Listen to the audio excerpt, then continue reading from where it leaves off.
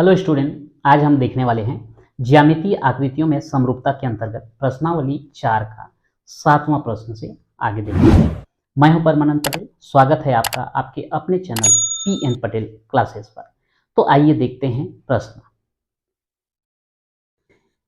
7वां प्रश्न है, पहला इसमें बोला गया है चित्र में कौन से दो त्रिभुज ए बी सी के समरूप हैं, नाम लिखिए।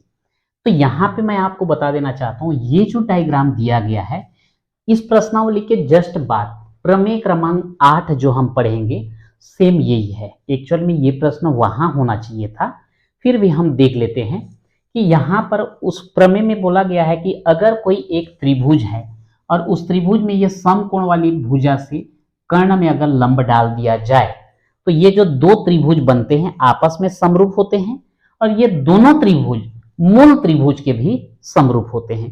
तो उससे स्पष्ट हो जाता है कि यहां पर त्रिभुज एबीसी के समरूप जो पूछा गया है, ये त्रिभुज एबीसी के समरूप, तो ये एबीसी जो है आपका मूल त्रिभुज कहलाएगा। और दो त्रिभुज और कौन कौन से बन रहे हैं, ए एम सी और बी एम सी। तो ये त्रिभुज ए एम सी और त्रिभुज बी एम सी, ये दोनों जो है त्रिभुज एबीसी के कैसे होंगे, समरूप होंगे। तो यहां पर मैं उसका उत्तर लिख देता हूं। उत्तर ये पहला लिख देते हैं, त्रिभुज ए एम सी व त्रिभुज बी एम सी त्रिभुज ए बी सी के समरूप हैं।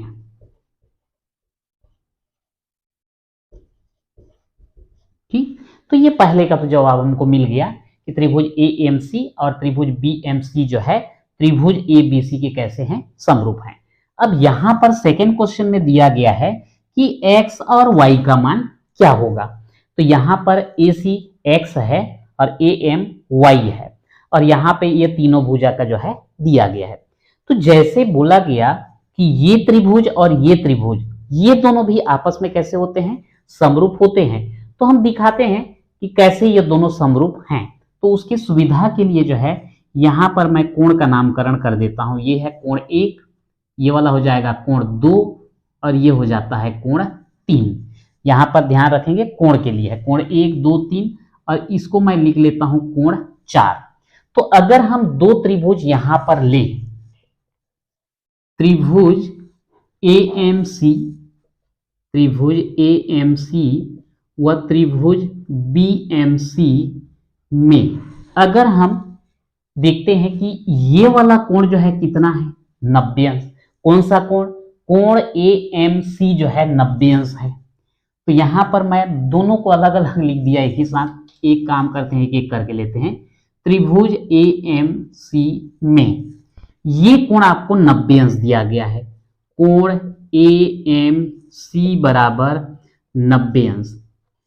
किसी त्रिभुज के तीनों कोणों का योग 180 अंश होता है। इसमें अकेला ये 90 अंश है, तो ये दोनों का योग कितना होना चाहिए, 90 अंश। तो लिख देंगे त्रिभुज ए एम सी में कोण ए एम सी बराबर 90 अंश। इसलिए बाकी जो दो बचे कोण 1 और कोण 2, इन दोनों का योग भी कितना होना चाहिए, 90 अंश होना चाहिए। ठीक, अब इसके बाद देखते हैं कि इसको तो पहले से ही हमको 90 अंश दिया गया है। कौन सा, कोण ए सी बी को, तथा कोण ए सी बी बराबर 90 अंश पहले से ही हमको दिया गया है। तो ये जो कोण ए सी बी है इसको हम दो अलग अलग कोण ले लिए हैं, कोण 2 और कोण 3। इन दोनों का योग कितना, 90 अंश। समीकरण 2, समीकरण 1 और 2 दोनों के राइट हैंड में जो है 90 अंश है, तो लेफ्ट हैंड भी कैसे होना चाहिए, बराबर होना चाहिए। तो यहां पे लेफ्ट हैंड है कोण 1 धन कोण 2 और यहां का लेफ्ट हैंड है कोण 2 धन कोण 3। कोण 2 और कोण 2 कट जाएंगे तो कोण 1 बराबर क्या हो जाएगा, कोण 3 हो जाएगा। यानी कि आपका ये वाला कोण और ये वाला कोण दोनों आपस में कैसे हैं, बराबर हैं। मैं इसलिए बता रहा हूं क्योंकि ये दोनों त्रिभुज जो है समरूप सिद्ध होने वाला है। ठीक है, तो यहां पर जो है ये कोण 1 और कोण 3 तो बराबर हो गए, तथा ये कोण AMC और यहां से देखेंगे कोण BMC, ये दोनों जो है 90 अंश के हैं। तो अगर हम कोण कोण समरूपता लगा दें, कोण कोण समरूपता प्रमेय से ये दोनों त्रिभुज कैसे हो जाएंगे? समरूप हो जाएंगे। त्रिभुज AMC त्रिभुज हो जाएगा BMC। तो अब यहां पर अच्छे से देखिए, इस त्रिभुज का ये 90 अंश, इस त्रिभुज का ये 90 अंश, यानी कि ये दोनों जो है संगत भुजा संगत कोण कहलाएंगे, और इनके सामने सामने के भुजा संगत भुजा कहलाएंगे। ठीक इसी प्रकार ये कोण 1 और कोण 3 बराबर है, मैं क्रॉस का चिन्ह लगाया हूं ताकि भूले ना। ये दोनों कोण बराबर हैं, तो इनके सामने का भुजा और इनके सामने का भुजा, ये दोनों भी क्या कहलाएंगे? संगत भुजा। अब तीसरा कोण कौन सा बच गया?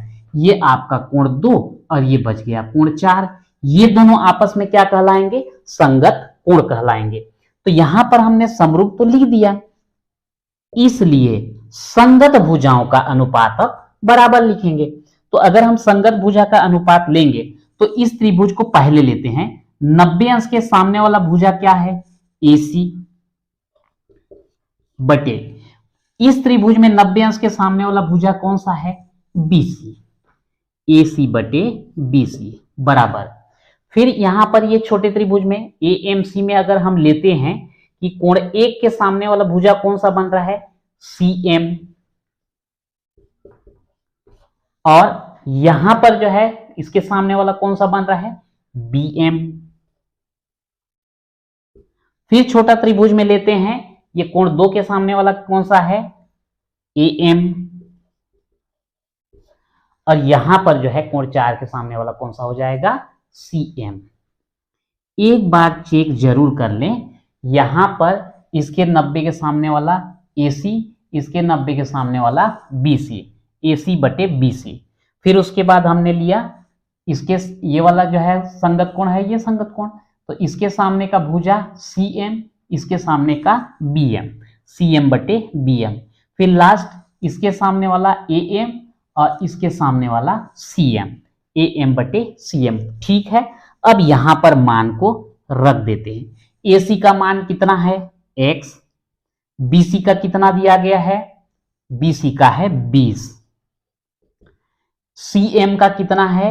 CM का 12, और BM का कितना दिया गया है? 16। AM का कितना है?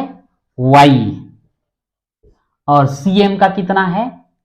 CM, ये CM का 12। इसको जो है हम समीकरण नंबर 1 डाल देते हैं, और इसमें इन दोनों को हम पहले ले लेते हैं। इन दोनों को लोगे तो x बटे 20 बराबर 12 बटे 16। अब यहां पे x का मान अगर हम निकालें तो 20 भाग हो रहा है, उधर जाके क्या हो जाएगा? गुणा हो जाएगा। तो ये क्या, 4 चौक 16, 4 पंचे 20। तो इस प्रकार से x का मान, अच्छा और है ना, 4 चौक 16, 4 पंचे 20, 4 एकम 4 और ये 4 तिया 12, तो 3 गुणित 5 यानी कि 3 पंचे कितना? 15। ये क्या आ गया? x का मान। इसी प्रकार से अगर हम लास्ट का दोनों लेते हैं तो हम लिख देंगे फिर से समीकरण 1 से 12 बटे 16, 12 बटे 16 बराबर y बटे 12, y बटे 12। तिर्यक गुणा कर देंगे तो ये हो जाएगा, डायरेक्ट ऐसे लिख देते हैं y बराबर, ये यहाँ आके क्या हो जाएगा? गुणा 12 बटे 12 बटे में कितना आ जाएगा? 16। देखते हैं कितना आता है। 4 चौक 16, 4 तिया 12, 4 एकम 4, 4 तिया 12, तो y बराबर 3 गुणित 3 बराबर कितना? 9। यानी कि इस प्रकार से आंसर हमको कितना मिल रहा है? x का मान मिल रहा है यहाँ पे 15 और y का मान कितना मिल रहा है 9, और ये जो है आपका क्या हो जाता है आंसर हो जाता है। ये कैसे दोनों समरूप होते हैं इसको जो है हम अगला जो प्रमेय पढ़ने वाले हैं वहां पर और एक बार क्लियर करेंगे। अगला क्वेश्चन देखते हैं। ABC और BDE दो समबाहु त्रिभुज इस प्रकार हैं कि D भुजा BC का मध्य बिंदु है। तो सबसे पहले तो एक त्रिभुज ABC बनाना है जो कि कैसा होना चाहिए समबाहु त्रिभुज होना चाहिए। तो यहां पर जो है हम एक समबाहु त्रिभुज बना देते हैं। समबाहु त्रिभुज ऐसा त्रिभुज जिसके तीनों भुजा की लंबाई कैसा हो एक समान हो बराबर हो, तो वो जो है समबाहु त्रिभुज कहलाता है। तो ये हमने एक त्रिभुज बना लिया ABC जो कि तीनों भुजा की लंबाई समान है। साथ में एक और बोला गया है कि BDE, तो ये तो है B, तो D कहां है D भुजा BC का मध्य बिंदु है। तो ये BC का एक मध्य बिंदु प्राप्त कर लेते हैं यहां पर बिंदु D। अब इसके बाद BDE जो है लेना है, तो AC का एक मध्य बिंदु हमको लेना पड़ेगा E, और यहां पर इसको जो है हम जोड़ देंगे। तो यहां पे हमको दो ABC एक समबाहु त्रिभुज मिलता है और BDE एक समबाहु त्रिभुज मिलता है। और दोनों के दोनों जो है कैसे हैं ABC और BDE दो समबाहु त्रिभुज इस प्रकार हैं कि D भुजा BC का मध्य बिंदु है। अच्छा यहां पर कुछ जो है मिसिंग है ऐसा लग रहा है। दो समबाहु त्रिभुज इस प्रकार हैं, चलो कोई बात नहीं, ABC और BDE ये दोनों जो है दो त्रिभुज हमको मिल गया। अब यहां पर देखते हैं ये त्रिभुज ABC और त्रिभुज BDE के क्षेत्रफलों का अनुपात जो है इनमें से कौन सा होगा। तो अगर हम ABC और BDE का अगर क्षेत्रफल का अनुपात लेना चाहते हैं तो सबसे पहले तो हमको त्रिभुज ABC और त्रिभुज BDE दोनों को समरूप सिद्ध करना पड़ेगा। तो उस कंडीशन में हम क्या करें, अगर हम त्रिभुज ABC लेते हैं और त्रिभुज BDE लेते हैं तो दोनों में ही जो है ये कोण B जो है उभयनिष्ठ है। अब एक और देखते हैं कौन सा होगा। तो ठीक है, यहां पर BC का मध्य बिंदु क्या है D, और ये आपस में कैसे हैं बराबर, क्योंकि समबाहु त्रिभुज है। तो E भी क्या हो जाएगा AB का मध्य बिंदु कहलाएगा। BC का मध्य बिंदु D और BA का मध्य बिंदु E, और ये दोनों को जो है यहां पर मिलाया गया है। तो इस कंडीशन में ये आपका DE जो है AC के कैसा हो जाएगा समांतर हो जाएगा। और यदि समांतर हो जाता है तो उस कंडीशन में ये कोण और ये कोण बराबर हो जाएंगे, सेम ये कोण और ये कोण भी बराबर हो जाएंगे। मतलब दोनों त्रिभुज कैसे हो जाएंगे आपस में समरूप हो जाएंगे। एक प्रमेय है कि किसी त्रिभुज में दो भुजाओं के मध्य बिंदु को मिलाने वाली रेखा तीसरी भुजा के समांतर भी होती है और उसकी आधी भी होती है।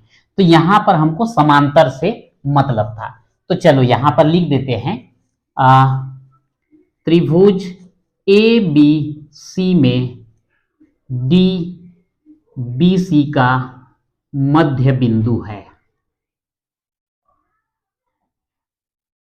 तथा BDE त्रिभुज BDE समबाहु त्रिभुज है। अतः EAC का मध्य बिंदु होगा, जिससे AC समांतर DE, या फिर लिख देते हैं DE समांतर AC होगा।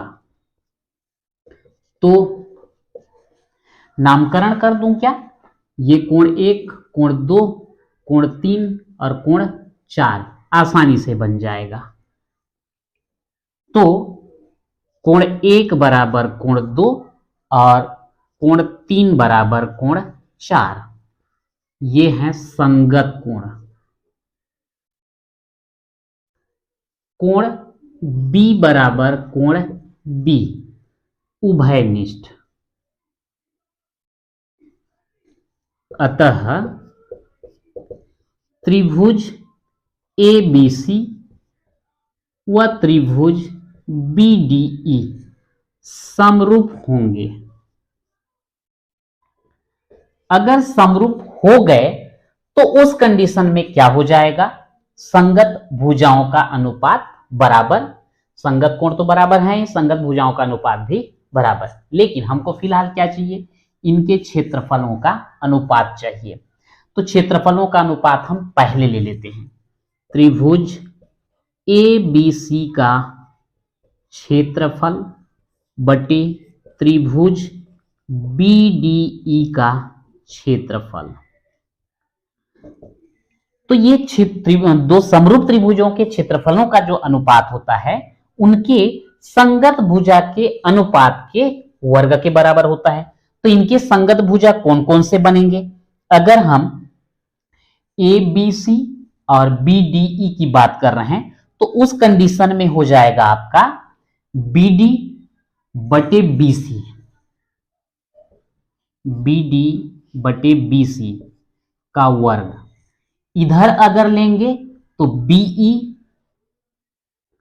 बटे BA का वर्ग, और इधर लेते हैं तो DE बटे AC का वर्ग हो जाएगा।